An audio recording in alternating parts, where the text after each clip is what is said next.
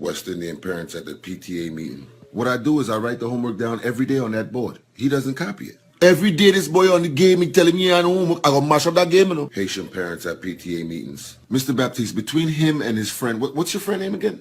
What friend? Oh, you got friend? You come to school to get friend? The guy that you and him walked out of the class the other day. He leave the class, he's going to turn a new leaf tomorrow. Don't I tell you that's the devil? Guy and his parents at PTA meetings. I speak to him all the time. He's with the wrong crowd. This boy don't hear, I tell you talk to you. Take my number. Is he mother got you like that? Take my number. If you only cry in here today, you're going to see something. Jamaican parents at PTA meetings. The other day, he takes a kid hat, he throws it across the classroom. I mean, come on. Don't me tell us that I don't want a teacher give me no bad news.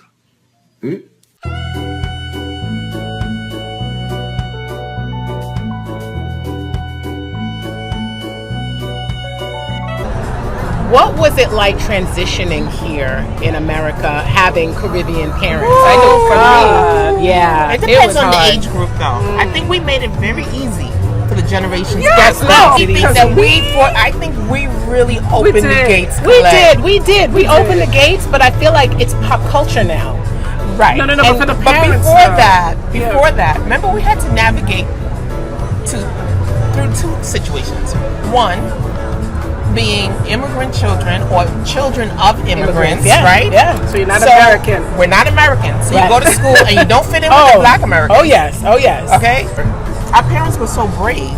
They ventured into neighborhoods that there weren't many blacks. Right. So then That's how I grew up. we had to we were like the fortress. Mm-hmm. Right. That's how I see it. We had to introduce ourselves to our brothers and sisters that lived in Brownsville, in Bed-Stuy. So I think we opened the passageway also with the cultures mixing. I think it became popular. See, I was born here in Brooklyn, but my parents moved out to Long Island when I was 4. So until then, I hadn't ever seen a white person. I lived in Brooklyn, and when my sister was born at the hospital, and then 6 months later, we moved out to Long Island. We were the first black family on my block. Everybody was white, and luckily I didn't go right to school, but when I went to school, I was the only black kid in my little nursery school. I'm 4 or 5 years old. It was jarring when African American people, normal black people, started moving to my town. It was also very different, because now I talk like a Long Island girl. But at home, it's all Jamaica, all That's right. Yes, right. Patois. And I'm raised like a Jamaican girl, which is probably like most black people anyway. But they just don't understand, and I don't understand. It was a long learning process. But luckily, a lot of the people that did move, some were African American, some were Caribbean.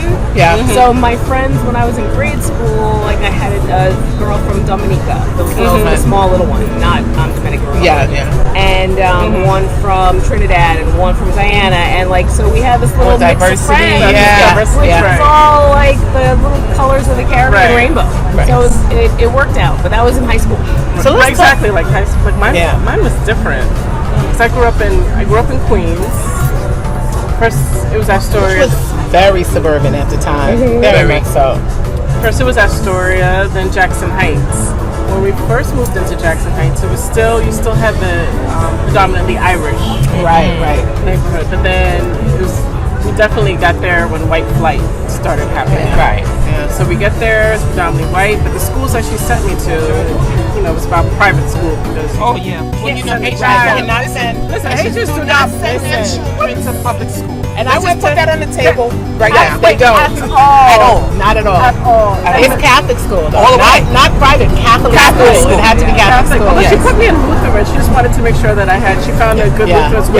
As long as there's some sort of private some sort of God in that school. Yes. So I was in Lutheran for up till 8th grade. Okay. And the school, it was mixed. It was heavy Korean because it was in Astoria. Okay. It was Korean. You had African American, had myself, and white. Like that was the blend. Population. But it was, but we were like the black people were definitely the lesser. And then when I went to high school, I went to St. Francis Prep. Oh wow, that's a nice high school. It's a nice size school, but Predominantly white. Yes. Yeah. So we had our table in the back and our table.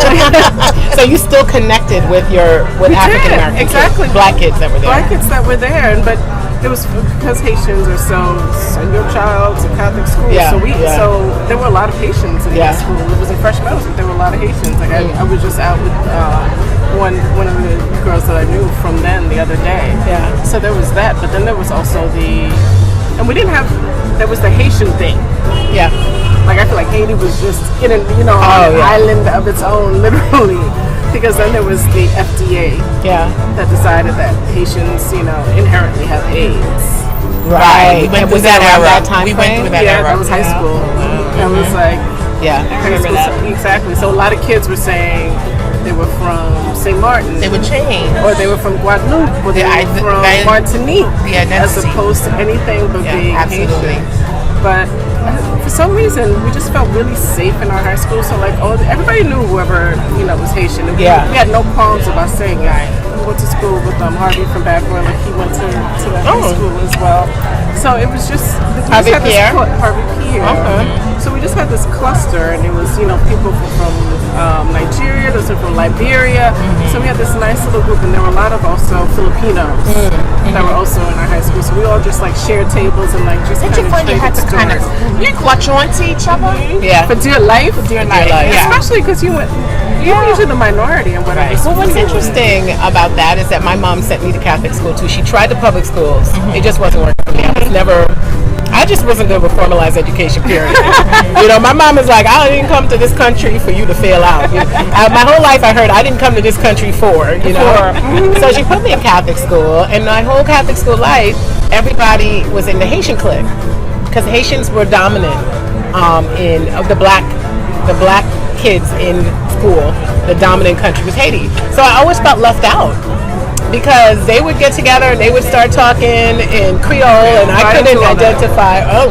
But then the Jamaican, and it was also Jamaicans, and then they would have their own little Creole, and I tried to throw some Guyanese in there, and they're like, "What are you talking about?"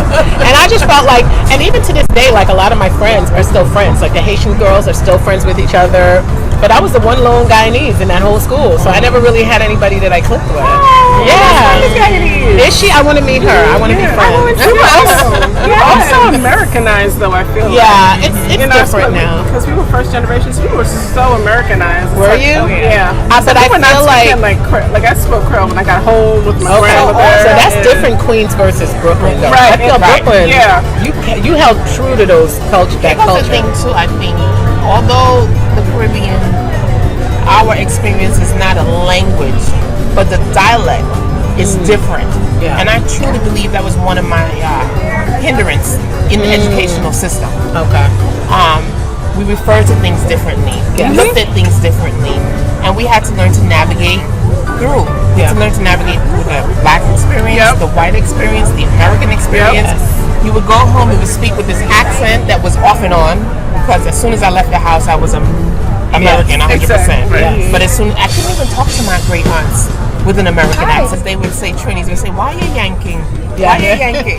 And I'm just talking normal. I have to speak in that Trinidadian dialect for them to understand what I'm saying. Remember, a girlfriend of mine had come up from Jamaica, and she had just come up. She was put into the public school system in Brooklyn. Some kids stole her bracelets. These bracelets. We all have these bracelets. And she tried to, and she tried to explain to the teacher, them teeth mabango, The teacher had no idea what she was saying. Say what? Again. She ended up having to fight to get her bangles back, and she fought her whole career through educational system in Brooklyn, like from elementary school to high school, even to college, because she went to City College. She was like, it was a struggle all the way through because they just don't get us, They just didn't understand. It was almost like you were translating English, another version of English, Right. So that was interesting. So let's talk a little bit about marriage, because we've all been through that whole marriage train. Some of us have been and left, and some of us are still there. So tell me what that's like with you guys as you're raising your kids.